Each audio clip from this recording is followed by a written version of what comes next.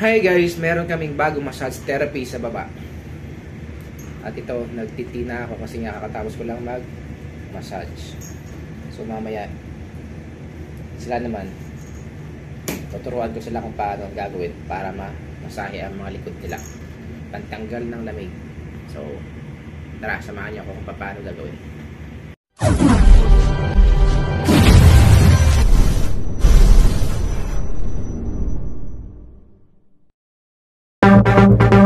So, dito yun guys, ang aking bagong invention. So actually, parang nakakamassage siya dahil sa vibration. So dito yun. Ito ang exhaust covering ng aming main engine, MAK20. Hindi siya nakakapasok. Hindi siya masyadong mainit kasi nga meron siyang insulation sa loob. Makapal yung insulation niya. Although metal plate siya made of stainless steel, pero hindi siya nakakapasok.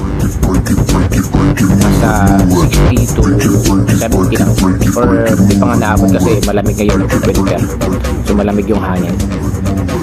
So hindi siya masyadong mainit. Ayan, so napapansin mo may konting vibration. So maganda, nakaka-relax sa likod.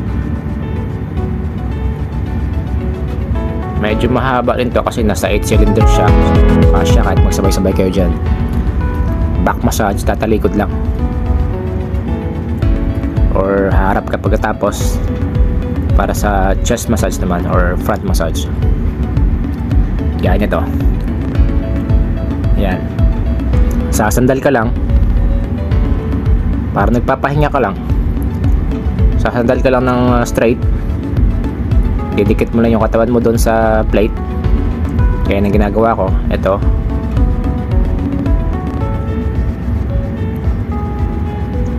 ganyan ka lang for 1-2 minutes or mas maganda, mas matagal kasi hindi naman siya nakakapasok. Ayan, dikit mo lang yung katawan mo sa likod, balikat. Wala problema kasi hindi ka mapapasok niyan. Pwede ka rin tumagilid kung gusto mo. Nasasayo na ako anong gagawin mo. Hindi masyadong pansin yung vibration niya kasi nga malayo na yung camera ko. Pero may vibration yan. Nakaka-relax talaga. Gaya ng mga nakikita nyo sa mall, ito nga lang yung kaibahan lang nito kasi steady siya. Yung massage chair naman gumagalaw kasi yon. So ito, umarap na ako. Yan, nakaramdam na ng init yung likod ko. Parang hot compression to, kagaya ng ginagawa dun sa mga Thai massage na meron sila pinapakulo ang bato tapos babalotin ng tela, ilalagay sa likod mo. Actually mas mainit pa yun guys kaysa dito. Ito, matitiis mo kahit bata, kaya tiisin to yung init sa likod.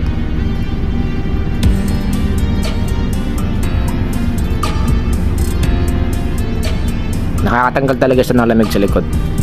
Natanggal yung sakit ng likod ko. Tsaka madalas akong hingalin minsan, kaya nag-skip ako ng breakfast ko. Yung sabi nila sa lamig lang daw, so sinubukan ko to. So ayun, effective nga siya. Pang third time ko nang ginawa to. Nagsimula ako last week, so ginagawa ko to every 3 days.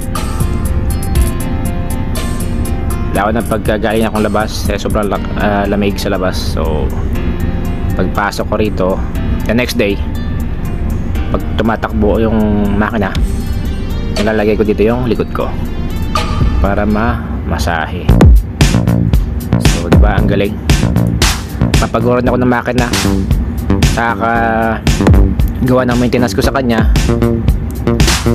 tapos yan naman mamasahe niya yung likod ko. O diba, ang galing ano.